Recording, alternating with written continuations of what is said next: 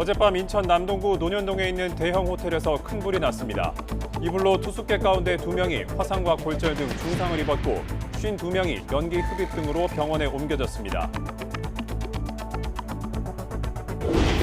북한이 김정일 사망 12주기인 어제 동해상으로 탄도미사일을 발사했습니다. 북한은 도발 직후 국방성 담화를 통해서 우리나라와 미국의 핵협의그룹 2차 회의 결과를 노골적인 핵 대결 선언이라고 비난했습니다.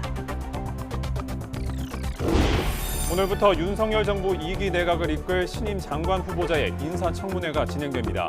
어제 윤 대통령은 산업통상자원부 장관 후보자에 안덕근 통상교섭본부장을 지명했는데 외교 안보 라인을 중심으로 추가 개각도 예정돼 있습니다. 더불어민주당 전당대회 돈봉투 의혹의 정점인 송영길 전 대표의 구속 전 피의자 신문이 오늘 오전에 진행됩니다. 구속 여부는 이르면 오늘 결정될 전망입니다. 자국민 3명을 5인 사살한 이스라엘이 이번에는 성당에서 비무장한 엄마와 딸을 사살해 국제적인 비판을 받고 있습니다. 프란치스코 교황은 직접 희생자들의 이름을 거론하면서 이것이 전쟁이고 테러라고 개탄했습니다. 오늘도 전국의 낮 기온이 대부분 영하에 머물면서 맹추위가 기승을 부리겠습니다. 주 후반에는 기온이 더 크게 떨어질 전망입니다. 여러분 안녕하십니까? 12월 18일 굿모닝 YTN 2부 시작합니다. 어젯밤 인천 도심에 있는 18층짜리 호텔 주차타워에서 큰 불이 나 투숙객 2명이 중상을 입는 등 모두 50여 명이 다쳤습니다. 불은 1시간 반 만에 꺼졌지만 놀란 투숙객들이 옆 건물 옥상으로 뛰어내리는 등 급하게 대피해야 했습니다. 현장에 나가 있는 취재기자 연결합니다. 안동준 기자. 네, 인천 논현동 화재 현장에 나와 있습니다. 네, 불이 꺼진 지 꽤 시간이 지났는데 현재 상황은 어떻습니까? 네, 지금 제 뒤로 보이는 건물이 불이 났던 18층짜리 주차 타워인데요. 새까맣게 그을려서 건물 뼈대가 그대로 드러난 모습을 보실 수 있습니다. 어젯밤 9시쯤 이곳 지하 3층, 지상 18층짜리 호텔 주차 타워에서 불이 났습니다. 소방은 화재 발생 17분 만에 대응 2단계를 발령하고 화재 진압에 주력했는데요. 다행히 호텔 본관이나 요양병원 등이 있는 인근 건물로 옮겨붙지는 않았고 불은 1시간 반 만에 꺼졌습니다. 하지만 이 과정에서 30대 외국인 여성이 전신 2도 화상을 입었고 20대 남성이 추락하는 등 2명이 중상을 입고 모두 50여 명이 다쳤습니다. 이번 화재는 호텔과 주차타워가 연결된 통로 천장에서부터 시작됐는데요. 정확한 화재 원인을 밝히기 위해 경찰과 소방 등 관계기관 합동 감식이 진행될 예정입니다. 네, 호텔에 묵던 분들이 많이 놀랐을 텐데 당시 대피 상황은 어땠습니까? 네, 불이 짧은 시간 건물 상층부까지 빠르게 번지면서 투숙객들은 황급히 대피해야 했는데요. 긴급했던 당시 상황 직접 들어보시겠습니다. 벌써 복도에 연기가 꽉 찼더라고요. 그래서 아무것도 못 가지고 나오고 그냥 문 앞에 걸려있는 코트 하나만 입지고. 이외에도 일부 투숙객들은 호텔 옥상에서 옆 건물 옥상으로 뛰어내리는 등 아찔한 대피가 이어졌는데요. 이렇게 대피를 마친 투숙객들은 인근 행정복지센터로 옮겨졌습니다. 부상을 입은 투숙객들은 추가로 병원으로 옮겨졌고요. 남은 투숙객 중 일부는 다른 호텔을 예약해 떠나기도 했습니다. 당시 객실 203개 가운데 투숙객들이 있었던 객실은 모두 165곳이었습니다. 지금까지 인천 논현동 화재 현장에서 YTN 안동준입니다. 한파와 함께 일부 지역에 폭설이 쏟아져 항공기와 여객선 운항이 차질을 빚고 동파 사고가 잇따랐습니다. 중앙재난안전대책본부는 어젯밤 11시 기준 항공기 15편이 결항했다고 밝혔습니다. 항공기 운항이 차질을 빚은 건 상대 공항의 적설 등 기상 상황과 항공기 접속 지연 때문이었습니다. 여객선은 일부 항로의 통제가 풀려 현재 41개 항로에서 54척의 운항이 금지된 상태입니다. 북한이 약 한 달 만에 탄도미사일 도발에 나섰습니다. 발사 징후가 임박한 대륙간 탄도미사일 ICBM이 아닌 단거리 탄도미사일이었는데요. 북한은 발사 직후에 국방성 담화를 내고 한미 핵협의그룹 NCG 2차 회의 결과에 대해서 노골적인 핵 대결 선언이라고 강하게 반발했습니다. 김연아 기자가 보도합니다. 북한이 김정일 사망 12주기인 어제 동해상으로 탄도미사일을 발사했습니다. 합동참모본부는 북한이 어젯밤 10시 38분쯤 평양 일대에서 동해상으로 단거리 탄도미사일 한 발을 발사했다고 밝혔습니다. 북한 탄도미사일은 570km를 날아간 뒤 동해상에 떨어졌습니다. 북한의 탄도미사일 발사는 지난해 22일 고체 연료 기반 중거리 탄도미사일 IRBM 발사에 실패한 지 거의 한 달 만입니다. 북한은 단거리 탄도미사일 발사 직후 국방성 담화를 통해 워싱턴에서 열린 한미 핵협의그룹 NCG 2차 회의 결과를 강하게 비난했습니다. 한 해 동안 한반도 정세를 흔들어 놓던 한미가 연말을 핵전쟁 시연으로 마감 지으려 하고 있다며 노골적인 핵 대결 선언이라고 주장했습니다. 이어 유사시 북한에 대한 핵무기 사용을 기정사실화하고 그 실행을 위한 작전 절차를 실전 분위기 속에서 검토하려는 시도라고 비판했습니다. 그러면서 미국 핵 추진 잠수함 미주리호 부산 입항을 거론하며 한반도에 핵 전략 수단을 투입하는 도발적 행위를 좌시하지 않겠다며 선제적이고 괴멸적인 대응에 직면할 거라고 위협했습니다. 우리 군 당국은 경계태세를 격상하고 미국, 일본과 북한 탄도미사일 관련 정보를 긴밀하게 공유하면서 만반의 대비태세를 유지하고 있다고 밝혔습니다.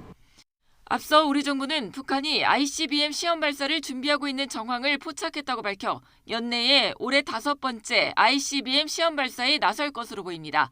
YTN 김현아입니다.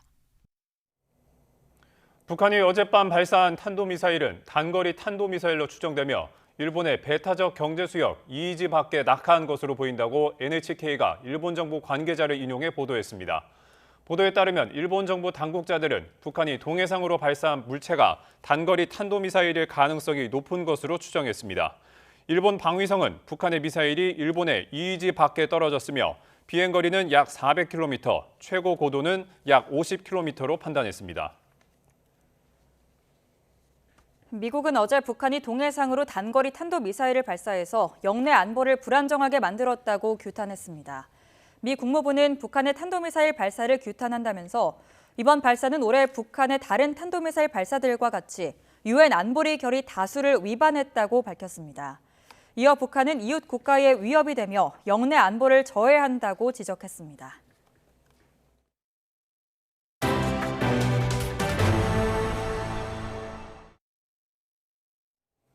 윤석열 대통령이 산업통상자원부 장관 후보자로 안덕근 통상교섭본부장을 지명하는 원포인트 개각을 단행했습니다.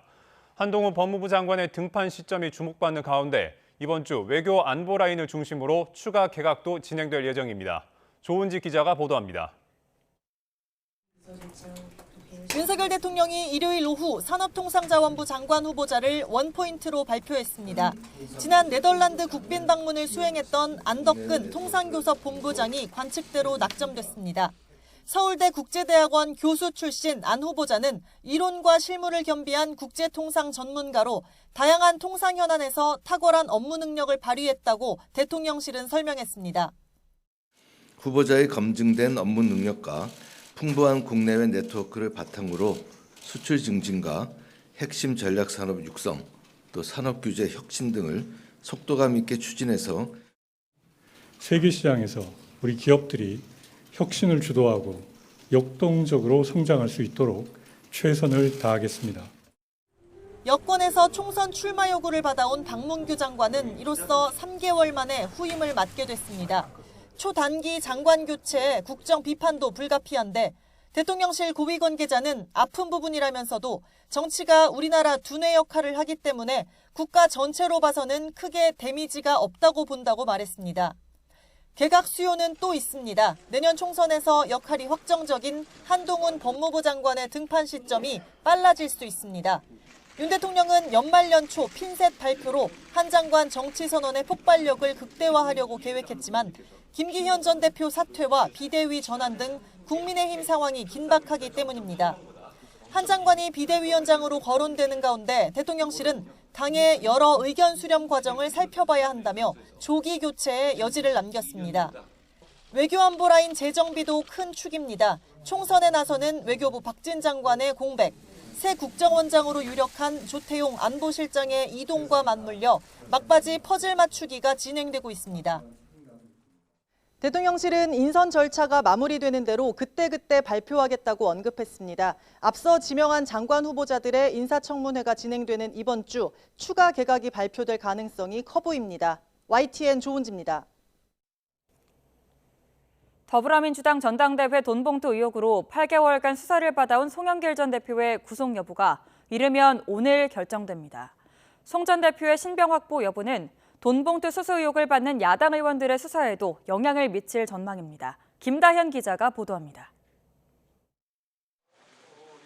더불어민주당 전당대회 돈봉투 살포 의혹을 받는 송영길 전 대표가 서울중앙지법에서 구속심사를 받습니다. 돈봉투 의혹 수사가 본격화한 지 8개월 만으로 검찰은 의혹의 정점으로 송 전 대표를 지목하고 있습니다. 검찰 판단대로 돈봉투 살포에 관여한 혐의가 소명되는지, 증거인멸 우려는 없는지가 구속 여부를 가르는 중요한 기준이 될 전망입니다.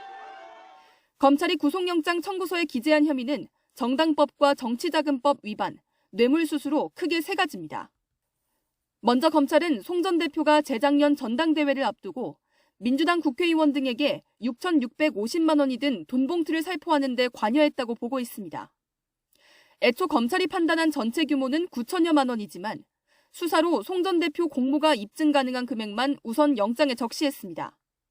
검찰은 또 송 전 대표의 외곽 후원 조직 후원금 가운데 7억 6,300만 원이 개인 정치자금처럼 쓰였다며 불법 정치자금 수수 혐의도 적용했고, 이 후원금 가운데 4천만 원은 박용하 전 여수상공회의소 회장으로부터 민원 청탁과 함께 받은 돈으로 보고 뇌물수수 혐의까지 추가했습니다. 혐의 입증을 자신하는 검찰과 정치적 기획 수사라며 반발하는 송 전 대표는 연일 대립각을 세우고 있습니다. 제가 돈 4천만에 직무상 양심을 팔아먹고 내가 무슨 어떤 기관에 제가 당대표로서 압력을 행사했습니까? 검찰이 송 전 대표의 신병 확보에 성공할 경우 돈봉투 수수 의혹을 받는 야당 의원들을 추가로 소환하는 등 수사가 새로운 분기점을 맞을 거란 전망이 나옵니다. 반면 8개월가량 이어진 수사 끝에 영장이 기각된다면 검찰로선 거센 정치적 후폭풍이 불가피합니다. 구속 전 피의자 신문은 유창훈 영장전담 부장판사가 맡습니다. 유 판사는 앞서 돈봉투 의혹 사건과 관련해 강래구 전 한국감사협회장과 박용수 전 보좌관에 대한 구속영장을 발부했지만 이성만 의원 영장은 기각했습니다. YTN 김다현입니다. 의대 정원 확대에 반대하는 대한의사협회가 서울 도심에서 대규모 집회를 열었습니다. 의사협회는 어제 오후 2시 서울 광화문에서 의대 증원을 저지하기 위한 총궐기 대회를 열고 서울역까지 행진했습니다. 이필수 대한의사협회장은 정부가 10년 뒤에나 배출될 의사 증원에만 몰두하느라 근본적인 필수 의료 강화 대책은 마련하지 않고 있다면서 의료계와 함께 올바른 정책 방향을 찾아야 한다고 촉구했습니다. 2024학년도 대입 수시 전형이 진행 중인 가운데 최근 3년 동안 수시 2월 인원이 줄었다는 분석이 나왔습니다. 종로학원에 따르면 최근 3년간 서울 소재 대학에서 수시 정원을 충족하지 못해 정시 모집으로 2월된 인원은 2021학년도 2,751명에서 지난해 1,519명, 올해는 1,150명으로 감소했습니다. 서울권과 자연계열을 중심으로 많은 수험생들이 복수 지원을 하고 대학들은 추가 합격을 통해서라도 신입생을 충원하기 때문이라는 분석이 나오고 있습니다. 해마다 연말이면 군 장병들을 위한 모금 활동이 공무원들을 상대로 진행되는데요. 그런데 과거와는 달리 병사들의 임금이 높아진 현실 속에 반강제적으로 모금이 이루어지는 곳들도 있어서 시대착오적이라는 비판을 받고 있습니다. 윤웅선 기자가 보도합니다. 서울 영등포경찰서 산하의 지구대. 최근 군장병을 위한 성금 모금을 진행하는 과정에서 논란이 불거졌습니다. 지구대 차원에서 모금액을 미리 보내놓고 팀별로 돈을 내라고 안내한 겁니다.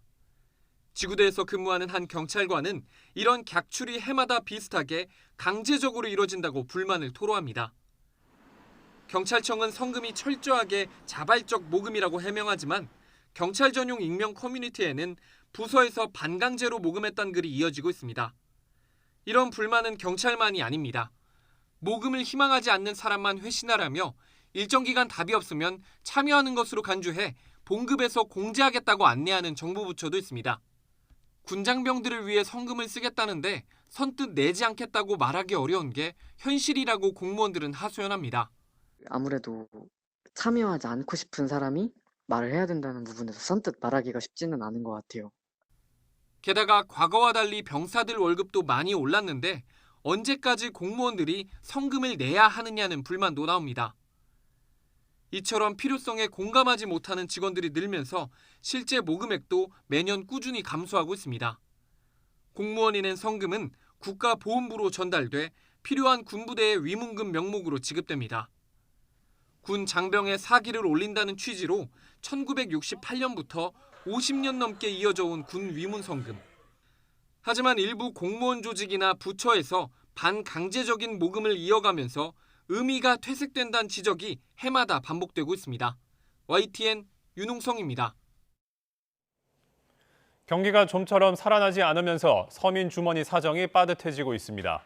카드값 내기도 버거워서 대금을 뒤로 미루는 이른바 리볼빙 잔액이 역대 최대로 늘었는데 이자율이 높은 만큼 서비스 이용에 주의가 필요해 보입니다. 이형원 기자가 보도합니다.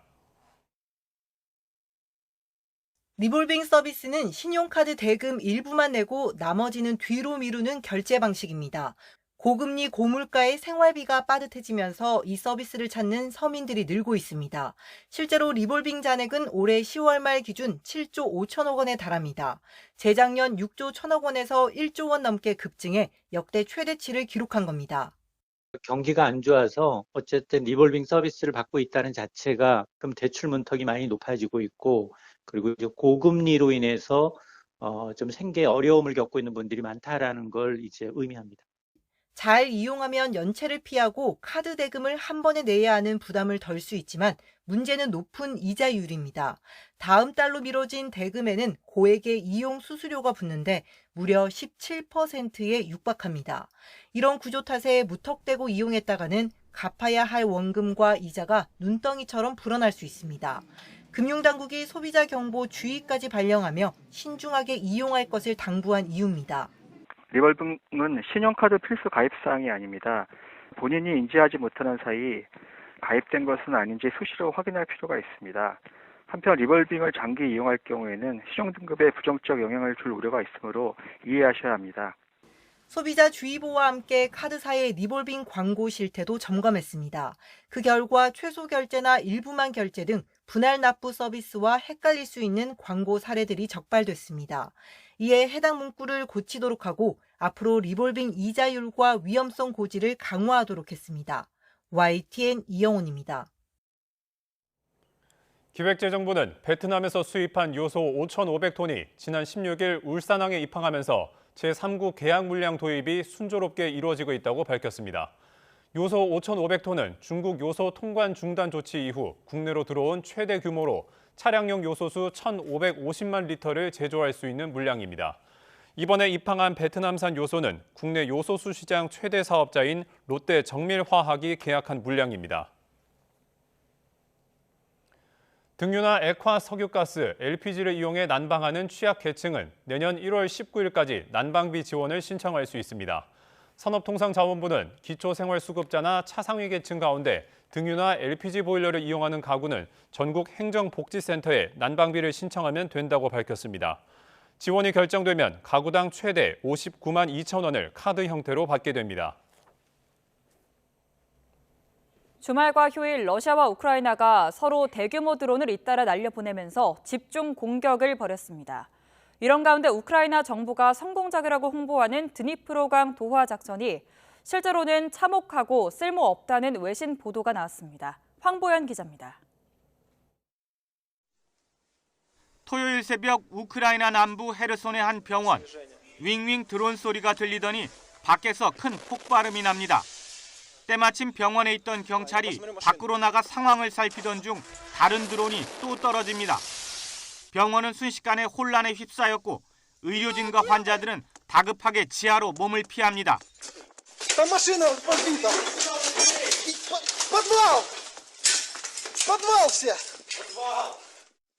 일요일에는 우크라이나 곡물항으로 유명한 오데사 지역이 러시아 드론의 공격을 받았습니다. 3번의 폭발에서 민간인 1명이 숨졌습니다. 우크라이나군은 주말과 휴일에 수도 키이우를 비롯해 10여 곳에서 러시아 드론 약 50대를 격추했다고 발표했습니다. І, відповідно, виникли пожежі. Пожежі в декількох місцях. Площа пожеж була досить великою, понад 400 квадратних метрів загалом. 우크라이나도 당하고만 있지는 않았습니다. 러시아 남서부 로스토프와 볼고그라드 등에 집중적으로 드론 공격을 가한 겁니다. 러시아군 관련 시설이 표적이 됐다는 보도가 나온 가운데 러시아 당국은 우크라이나 드론 최소 35대를 격추했다고 발표했습니다.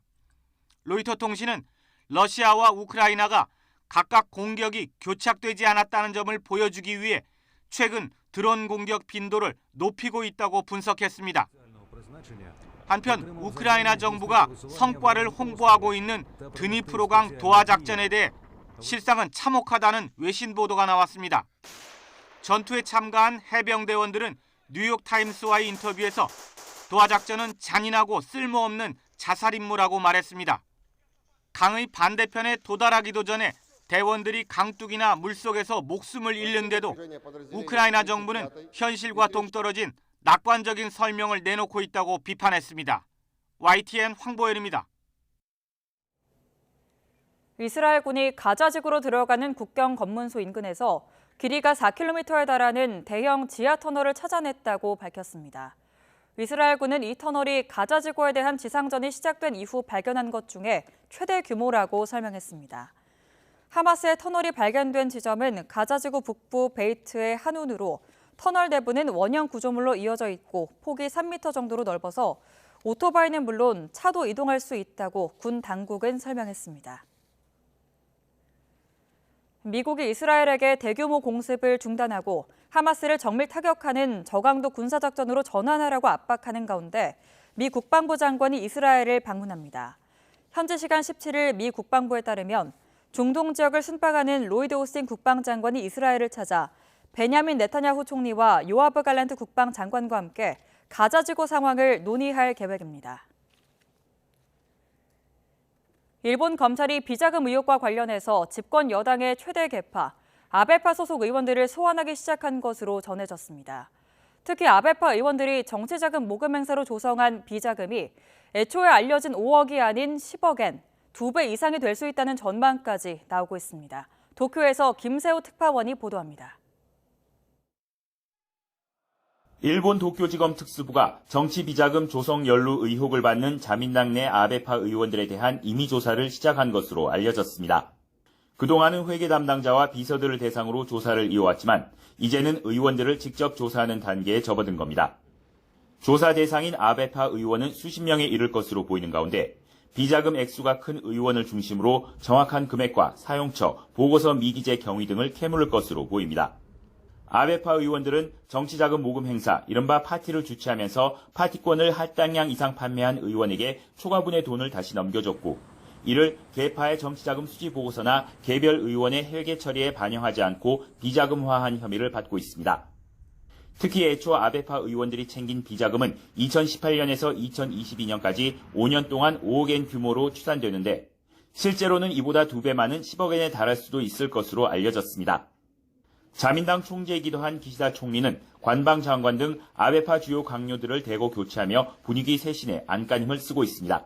総理総裁として政治の信頼回復に向けて自民党の体質を一新すべく検討に立って取り組んでいくとこういうふうに発言をされておられまして 하지만 기시다파 역시 정치자금 모금 행사 수입을 부실 처리했다는 의혹이 나오며 비자금 파문은 집권 자민당 전체로 확산하고 있습니다. 기시다 내각의 지지율이 이미 퇴진 위기인 20%대보다 아래인 17.1%까지 내려앉은 상황에서 이번 주부터 도쿄지검의 수사에 속도가 붙을 것으로 보여 수사 내용에 따라 기시다 정권에 상당한 타격이 불가피하다는 전망이 나옵니다. 도쿄에서 YTN 김세호입니다. 오늘 아침 출근길 북극발 한파가 기승을 부리고 있습니다. 보시는 것처럼 이렇게 중무장을 하고 나왔는데도 불구하고 온몸이 덜덜 떨릴 정도로 추운데요. 현재 서울 기온은 영하 12.1도까지 떨어져 있고요. 칼바람의 체감 온도는 이보다 4도가량 더 낮게 나타나고 있습니다. 오늘 외출하실 때는 가장 두툼한 외투와 함께 보온용품도 챙겨 나오시기 바랍니다. 현재 기온부터 살펴보겠습니다. 경기와 강원 그리고 충북 북부와 경북 북부에는 한파 경보가, 그 밖에 곳곳으로는 한파주의보가 발령 중인 가운데 현재 비공식 기록으로는 강원도 철원 임남면의 기온이 영하 21.2도로 전국에서 가장 춥고요. 공식 기록으로는 대관령 영하 16.4도, 서울 영하 12.1도, 창원은 영하 6.7도까지 떨어져 있습니다. 낮 동안에도 영하권 추위는 계속되겠습니다. 서울 한낮 기온 영하 2도, 청주 영하 1도, 광주는 2도가 예상됩니다. 오늘 하늘은 대체로 맑겠습니다. 다만 아침까지 충남 서해안과 제주도에는 약하게 눈이 날리겠고요. 밤부터는 전남 서부와 제주도에 비 또는 눈이 내리겠습니다. 이번 한파의 기세는 쉽게 누그러지지 않겠습니다. 한 주 내내 영하 10도 안팎의 강추위가 기승을 부리겠고요. 서쪽 지방과 제주도를 중심으로 눈 소식이 잦을 전망입니다. 최근 내린 눈이 얼어붙어 곳곳에서 도로가 미끄러운 곳이 많습니다. 출근길 차간 거리를 넉넉히 두시고 또 속도를 줄이는 등 교통안전에 각별히 유의해 주시기 바랍니다. 지금까지 서울광장에서 YTN 윤수빈입니다.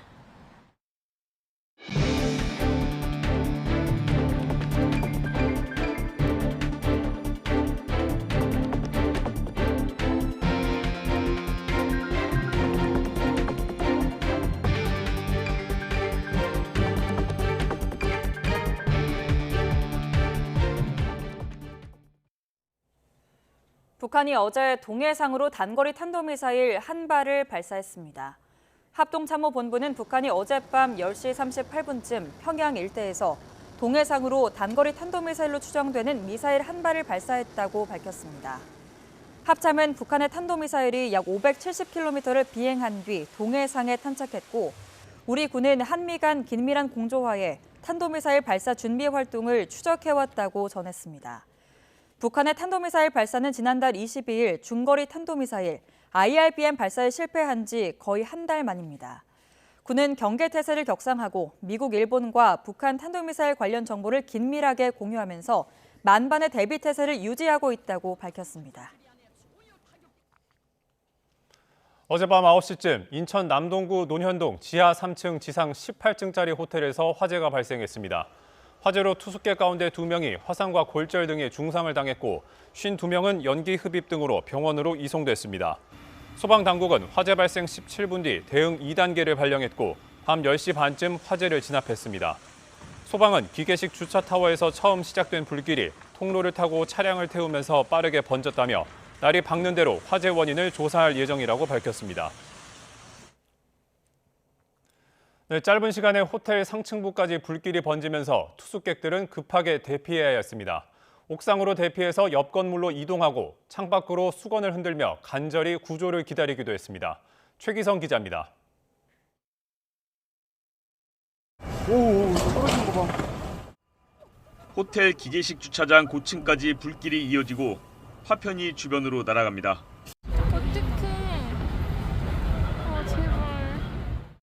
멀리서는 아예 건물 형태도 보이지 않을 정도로 연기가 자욱합니다. 호텔 옥상으로 피신해 다른 건물로 탈출하는 아찔한 모습도 보입니다. 떨어질 것 같아. 어떡해, 저 사람.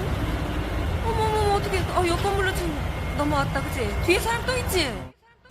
창밖으로 수건을 흔들며 구조를 기다리는 투숙객 모습도 눈에 띕니다. 사다리 차에서 위에서 그게 올라가고 있는데 거기를 봤더니 어떤 분이 흰 손으로 막 이렇게 흔들고 계셨어요. 한 투숙객은 대피 방송을 듣고 방에서 나왔을 땐 이미 복도에 연기가 꽉 차 있었다고 회상합니다. 벌써 복도에 연기가 꽉 찼더라고요. 그래서 아무것도 못 가지고 나오고 그냥 문 앞에 걸려있는 코트 하나만 입지고. 굉음이 울리면서 주변을 지나던 시민들이 대피하기도 했습니다. 버스에서 내리기 전부터 굉장히 팡 소리가 계속 나면서 위험한 상황이어가지고 버스도 대피를 한 상황이었고, 내리면서 보니까 이제 그게 펑펑 소리가. 화재 당시 객실 203개 가운데 투숙객이 묵고 있는 객실은 165개였습니다. 호텔 옆에는 요양원과 고시원 등이 있어서 대형 인명피해로 이어질 가능성이 컸던 만큼 시민들은 불이 꺼질 때까지 가슴을 졸이며 현장을 지켜봤습니다. YTN 최기성입니다. 일본 나고야에서 인천으로 들어오는 아시아나 항공기가 정비 문제로 결항됐습니다. 아시아나 항공은 어제 저녁 6시 20분 나고야 공항을 출발할 예정이던 오지 123편이 항공기 정비 문제로 결항돼 오늘 새벽 2시 대체 항공편을 투입했다고 밝혔습니다. 하지만 이 과정에서 아시아나가 처음엔 결항 증명서를 발행하다가 지연 증명서로 변경 지급하면서 승객들이 항의하는 소동이 벌어졌습니다. 승객들은 아시아나가 항공기 정비 불량에 따라 대체 항공기를 투입하면서도 지연 증명서를 주는 건 항공사 귀책 사유를 숨겨 배상 책임을 피하려는 것이라고 항의했습니다. 국민의힘 주류를 중심으로 한동훈 법무부 장관의 비대위원장설이 급부상했지만 내부 반발의 목소리도 이어지면서 오늘 당협위원장 연석회의 결과에 관심이 쏠리고 있습니다. 이낙연 전 대표의 신당 변수를 마주한 더불어민주당 이재명 대표는 이번 주부터 김부겸, 정세균 두 문재인 정부 총리를 잇따라 만나 해법을 모색할 계획입니다. 나희행 기자가 보도합니다. 한동훈 비대위원장 추대론을 둘러싼 여당 내 갑론을 박은 휴일에도 이어졌습니다. 비주류 의원들을 중심으로 정치 경험이 없고 무엇보다 대통령 측근이란 인식이 강한 한 장관에 대한 거부감이 여전했습니다.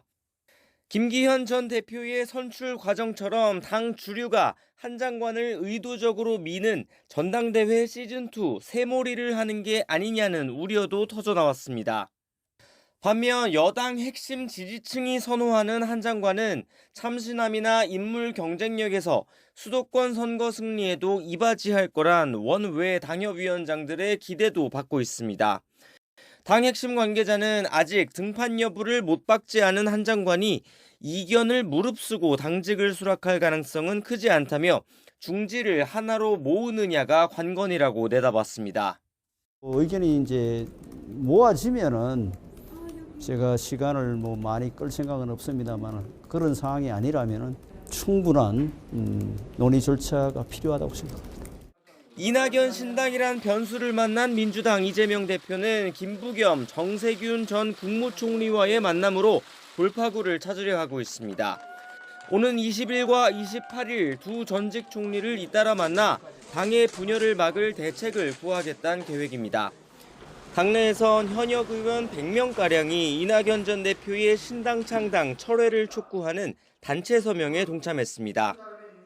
윤석열 정권, 저도 민주당 입장에서는 심판 내지는 견제해달라는 선거잖아요. 적전 분열이잖아요. 친명, 비명 이런 구도의 문제가 아니고요. 다 동의 안 내고 분노하는 거죠. 총선을 앞두고 개파를 떠나 분열은 안 된다는 목소리가 커지는 건 이 대표 입장에서 고무적이지만 비대위 전환에 나선 여당과의 쇄신 경쟁에 어떻게 대응할 거냐는 당 안팎의 목소리 역시 여전한 상황입니다. YTN 나인입니다. 윤석열 정부 2기 내각을 이끌 신임 장관 후보자들의 인사청문회가 이번 주부터 줄줄이 열립니다. 국회는 오늘 성미령 농림축산식품부 장관 후보자를 시작으로 내일은 강도영 해양수산부 장관 후보자, 그리고 최상목 경제부총리 겸 기획재정부 장관 후보자의 인사청문회를 진행합니다. 이어 오는 20일에는 박상우 국토부 장관 후보자, 21일에는 오영주 중소벤처기업부 장관 후보자와 강정혜 보훈부 장관 후보자를 상대로 인사청문회를 진행합니다. 민주당은 총선용 개각마저 인사 참사라고 비판하며 후보자들의 도덕성과 전문성을 송곳 검증한다는 계획인 반면 국민의힘은 야당의 공세는 국정 발목 잡기에 불과하다며 엄호할 전망입니다.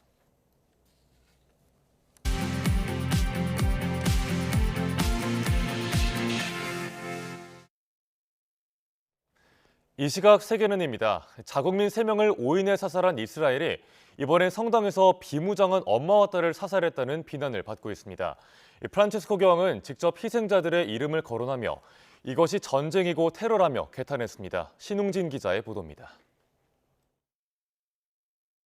가자 지구에서 난민 대피소로 쓰이고 있는 성가족 성당입니다. 로마 가톨릭 라틴 총대주교청은 성명을 통해 이곳에서 이스라엘 저격수가 천주교 신도인 여성 2명을 살해했다고 발표했습니다. 총대주교청은 나이다와 그의 딸 시마르가 수녀원으로 걸어가던 중 총에 맞아 숨졌다고 밝혔습니다. 이들 모녀 외에도 성당에서 다른 사람을 보호하려다 7명이 총격을 받아 다쳤다고 전했습니다. 총대주교청은 총격 당시 사전 경고가 없었고 교전자가 없는 본당 경내에서 냉혹하게 총살됐다고 비난했습니다. 프란치스코 교황은 바티칸에서 열린 일요 미사에서 모녀의 이름을 거론하며 애도를 표했습니다.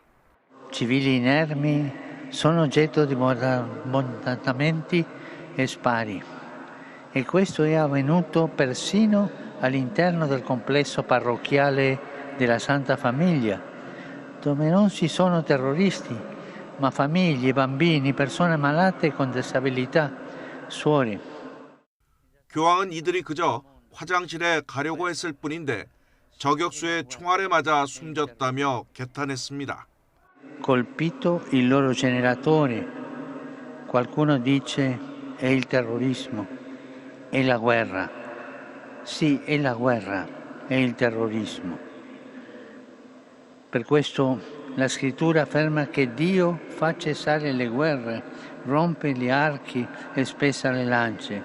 Preghiamo il Signore per la pace. 이스라엘군은 비무장 모녀가 살해됐다는 주장의 사실관계와 경위를 조사하고 있다고 말했습니다. 앞서 자국인 인질 3명을 실수로 사살해 국내 여론이 들끓고 있는 가운데 이번 일까지 발생하면서 이스라엘에 대한 국제적 비판은 더욱 거세지게 됐습니다. YTN 신웅진입니다. 러시아와 우크라이나가 각각 드론 수십 대를 상대 지역에 보내 집중 공격을 벌였습니다. 러시아 국방부는 주말과 휴일 사이에 리베츠크와 로스토프, 볼고그라드 등 러시아 남서부 지역 상공에서 우크라이나 드론 최소 35대를 격추했다고 밝혔습니다. 이와 관련해 반정부 성향의 한 텔레그램 채널은 러시아 공군 기지가 드론 공격의 표적 가운데 하나였다고 주장했습니다. 우크라이나군도 우크라이나 남부와 서부에서 러시아군의 드론 20대와 순항미사일 1발을 격추했다고 밝혔습니다. 러시아 의회인 두마 의석 72%를 차지하는 다수당인 통합 러시아당이 내년 대선에서 블라디미르 푸틴 대통령을 지지하기로 만장일치로 결정했습니다. 통합 러시아당 의장인 드미트리 메드베테프 러시아 국가안보회의 부의장은 푸틴이 우리의 후보로서 승리하는 건 절대적으로 합법적이고 논쟁의 여지가 없어야 한다며 이는 통합 러시아당원 모두의 과제라고 지지를 선언했습니다. 미국 공화당의 유력 대선 주자인 도널드 트럼프 전 대통령이 다시 이주민을 겨냥한 혐오성 발언을 쏟아냈습니다. 트럼프 전 대통령은 현지 시간 16일 뉴햄프셔주에서 열린 선거 유세에서 이민자가 우리나라의 피를 오염시킨다고 말했습니다. 그러면서 남미뿐 아니라 아시아, 아프리카 출신 이민자도 미국으로 유입된다면서 그들은 전 세계에서 우리나라로 쏟아져 들어온다고 비난했습니다. 해당 발언은 유세 전 언론에 사전 배포된 자료엔 없는 문구라고 로이터 통신은 전했습니다. 일본 집권 여당인 자민당의 비자금 의혹을 수사하고 있는 도쿄지검 특수부가 아베파 의원들이 파티권 판매 할당량 초과분을 중간에서 빼돌린 혐의를 잡고 수사하고 있다고 산케이 신문이 보도했습니다. 신문은 이번 수사의 핵심 대상인 아베파 소속 일부 의원들이 파티권 할당량 초과분으로 100만 엔 이상을 계파에 보고하지 않고 개인 정치자금 수집 보고서에도 기재하지 않은 채 중간에서 빼돌린 혐의가 포착됐다고 전했습니다. 이에 따라 아베파 의원들이 정치자금 모금 행사로 조성한 비자금은 애초에 알려진 5억 엔이 아닌 10억 엔에 이를 수도 있다고 분석했습니다. 지금까지 이 시각 세계는이었습니다. 다음 소식입니다. 대표적인 동해안 관광도시가 강원도 속초죠. 최근 속초시 관광을 담당하던 직원들이 줄줄이 징계를 받았습니다. 네, 그 이유는 지역 관광 명물인 속초 아이 때문이라고 합니다. 지환 기자가 보도합니다. 동해안 속초 해수욕장 앞에 설치된 관람차입니다. 아파트 22층 높이까지 오릅니다. 런던의 눈이라는 런던 아이처럼 속초 아이라 불립니다. 지난해 3월 문을 열었는데 100만 명 넘게 찾을 정도로 빠르게 명물로 자리 잡았습니다. 그런데 이 속초 아이 때문에 공무원들이 순환을 겪고 있습니다. 사업 허가 과정에 특혜와 여러 위법 사항이 확인됐기 때문 관광지로 지정된 곳에만 설치할 수 있는 관람차는 지정구역 넘어 104장에 걸쳐 있습니다. 임시 건물이라고 거짓 신고하고 지은 탑승장 건물에는 고압선이 지나갑니다. 위법이 확인된 후 강원도 인사위원회가 열렸습니다. 위원들은 속초아이 업무를 담당한 당시 관광과장을 강등 처분했습니다. 담당 팀장은 중징계인 정직 1개월, 건축과 도시계획 담당 직원 3명에게는 경징계, 견책 처분을 내렸습니다. 직원들은 전임 시장 수건 사업이었다고 항변했지만 소용이 없었습니다. 속초아이를 허가한 김철수 전 속초시장은 구속영장이 기각된 후 직권남용 등의 혐의로 현재 불구속 수사를 받고 있습니다. 단체장이 바뀐 속초시는 관련 인허가를 모두 취소하고 관람차 해체를 명령할 예정입니다. 무효인 행정행위는 언제든지 취소가 가능하고요. 저희뿐만 아니라 행정안전부나 감사원에서도 이미 위법한 거는 명백하게 밝혀졌기 때문에 안전 위협 요인이 지금 있기 때문에 저희가 지체할 수 없습니다. 자치단체 해체 명령 예고에 속초아이 운영업체는 첨예하게 맞서고 있습니다. 동해안 관광도시 대표 관광명물의 특혜와 위법에 공무원 징계와 수사는 물론 법정 다툼이 불가피한 상황입니다. YTN 지환입니다. 전남 서부권에 마약을 유통한 불법 체류 외국인이 검찰에 넘겨졌습니다. 목포해양경찰서는 마약류 관리법 위반 등의 혐의로 구속한 베트남 국적 31살 A씨를 검찰에 송치했다고 밝혔습니다. A씨는 지난해 5월 검거된 외국인 마약 판매책 B씨에게서 엑스터시 200정 등 마약류를 공급하고 일부를 투약한 혐의를 받고 있습니다. A씨는 체포 당시 720만 원 상당의 케타민 2.17g을 소지하고 있었으며 A씨가 공급한 마약은 전남 서부권 일대 해상 양식장과 유흥업소 등지에 유통된 것으로 조사됐습니다. 어제 저녁 6시쯤 서울 양천구 목동 6단지 아파트에 한때 전기 공급이 끊겼다가 1시간 만에 복구됐습니다. 한파 속에 발생한 정전으로 단지 내 1,300여 가구 입주민들이 불편을 겪었습니다. 소방당국은 엘리베이터 안에 사람이 고립됐다는 신고가 7건 접수됐고 모두 8명을 구조했다고 밝혔습니다. 한국전력공사는 송배전망에는 문제가 없었다고 설명했습니다. 관리사무소는 노후 시설과 기계적인 원인으로 전기가 끊긴 것으로 보고 있습니다.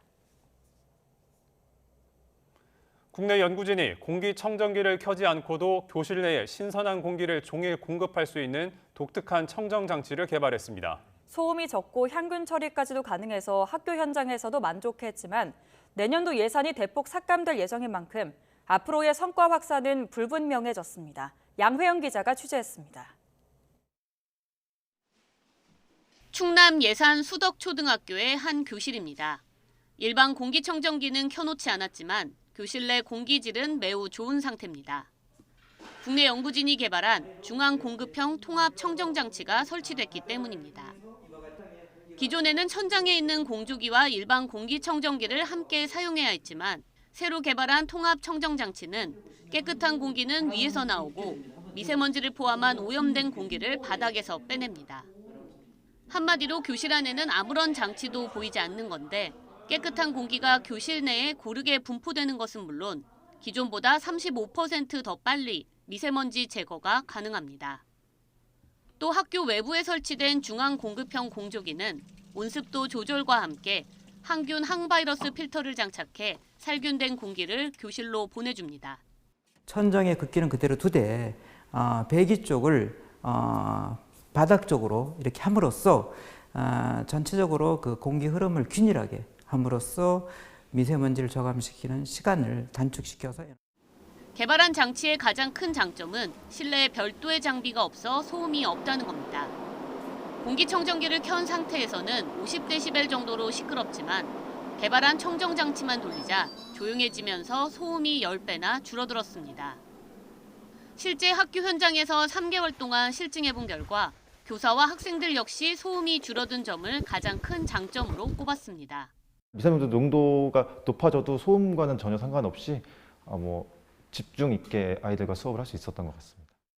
연구진은 통합 청정장치 이외에도 교실에 두고 24시간 켜두면서 미세먼지를 줄일 수 있는 식물 토양 정화 장치도 개발했습니다. 적은 전력으로 공기를 빨아들여 토양을 통해 공기 중에 미세먼지를 40% 정도 줄여줍니다. 특히 위쪽에는 다양한 꽃을 심을 수 있게 만들어 아이들 교육에도 긍정적인 효과를 얻었습니다. 학교 미세먼지 관리 사업은 전체 6년 사업 중 올해 5년 차로 기술 개발을 마치고 현장 실증이 진행 중입니다. 하지만 내년도 정부 R&D 예산의 축소로 인해서 내년 예산이 80% 이상 삭감될 예정이라 더 많은 교실에 확대 적용되지 못한 채 실험실에서 벗어나지 못할 위기에 처해 있습니다. YTN 사이언스 양우영입니다. 굿모닝 YTN 2부 마칩니다. 잠시 후 6시 50분 3부에서 뵙겠습니다.